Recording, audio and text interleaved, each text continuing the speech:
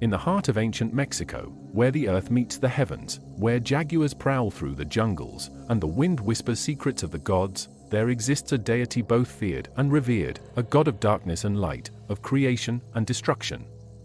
His name is Tezcatlipoca, the smoking mirror.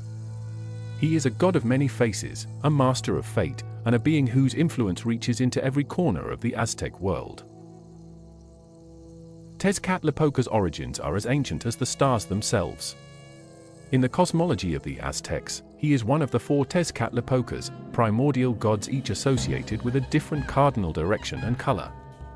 Tezcatlipoca himself was associated with the north, with the color black, and with the element of night. But his influence did not end there. He was a god of duality, embodying both the destructive forces of nature and the creative power necessary for rebirth. In the beginning, Tezcatlipoca was one of the most powerful deities in the Aztec pantheon, often depicted as a rival and counterpart to his brother, Quetzalcoatl, the feathered serpent. Together, these 2 deities played crucial roles in the creation and destruction of worlds. Tezcatlipoca was part of a divine family, his roots intertwined with some of the most significant gods in Aztec mythology. His brothers included Quetzalcoatl, the god of wind and wisdom, Huitzilopochtli, the god of war and the sun, and Xipe-Totec, the god of agriculture and renewal. Each of these gods had their domains and powers, but none were as enigmatic as Tezcatlipoca. He was the son of Ometeotl, the dual god who embodied both male and female principles, and his existence was a reflection of this duality. In many ways, Tezcatlipoca was both a sibling and a rival to the other gods. His relationship with Quetzalcoatl, in particular, was complex, oscillating between cooperation and conflict. One of the most fascinating myths involving Tezcatlipoca is the story of the 5 suns, which tells of the creation and destruction of the world. According to this myth, the world had been created and destroyed 4 times, each era ruled by a different sun.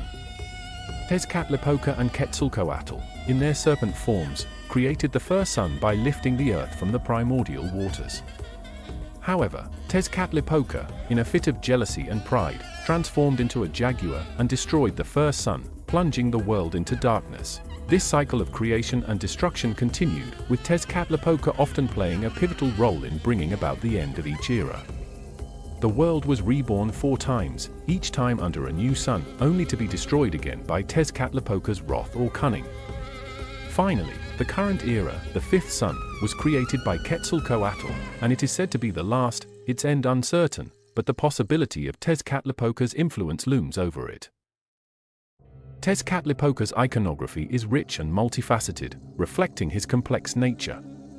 He is most commonly depicted with an obsidian mirror on his chest, a symbol of his power to see all things, past, present, and future. This mirror is not just a tool of divination, but also a weapon, reflecting his enemies' actions back at them, sealing their fate.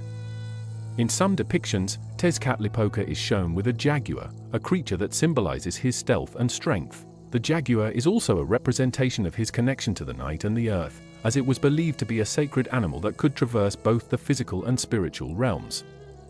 One of the most striking aspects of Tezcatlipoca's imagery is his missing foot, often replaced by an obsidian mirror or a serpent. This is said to represent a battle with the earth monster Xipe-Totec during the creation of the world. In this battle, Tezcatlipoca lost his foot, but his sacrifice allowed the world to be formed from the monster's body. Worship of Tezcatlipoca was a serious and often fearsome affair. The Aztecs believed that he held sway over their fates, and so they sought to appease him through offerings and rituals. One of the most important ceremonies was the Toxcatl festival, held annually to honor Tezcatlipoca. During Toxcatl, a young man was chosen to embody the god for an entire year. This individual, known as the Ixiptla, was treated as a living deity, adorned with the finest garments, jewelry, and the characteristic black face paint of Tezcatlipoca. He would live a life of luxury, but it came at a great cost. At the end of the year, during the climax of the festival, the Ixiptla was sacrificed, a symbol of the god's demand for renewal and the cycle of life and death. This ritual, though brutal, was believed to ensure the continuation of the world and the favor of Tezcatlipoca. The Aztecs viewed sacrifice not as a loss, but as a necessary exchange with the gods, a way to maintain balance in a world constantly teetering on the edge of chaos. Tezcatlipoca's nature was one of profound contradictions. He was a god of war and peace, of life and death, of prosperity and misfortune. This duality made him a complex figure, one who could bring both blessings and curses. To the Aztecs, he was a reminder of the unpredictable nature of existence, the idea that fortune could change in an instant, and that the same god who granted you success could also bring about your downfall. This duality also extended to his relationship with humanity. Tezcatlipoca was both a protector and a tempter, offering his followers guidance but also testing their resolve. He was known to disguise himself as a common man, wandering the streets to observe human behavior, rewarding those who upheld virtue and punishing those who gave in to vice. Beyond the grand myths of creation and destruction, there exist tales of Tezcatlipoca that reveal his more cunning and mischievous side. One such tale is that of his encounter with the Toltec king, Humac. The Toltecs were a highly advanced civilization, and their king, Humac, was known for his wisdom and fairness. However, Tezcatlipoca, ever the trickster, decided to test the king's virtues. Disguising himself as a humble merchant, Tezcatlipoca offered Humac a mysterious gift, a set of enchanted jade stones. These stones had the power to bring endless wealth, but they also carried a hidden curse. Humac, blinded by greed, accepted the gift without hesitation. Soon, the prosperity of the Toltec kingdom began to unravel. Crops failed, rivers dried up, and the once great civilization fell into ruin. Realizing his folly, Humac sought to make amends, but it was too late. The curse had taken hold, and the kingdom could not be saved. In a final act of desperation, Humac took his own life, hoping to appease Tezcatlipoca and end the suffering of his people. The god, however, merely watched, a silent witness to the king's downfall. This tale serves as a reminder of Tezcatlipoca's unpredictable nature and the dangers of succumbing to temptation.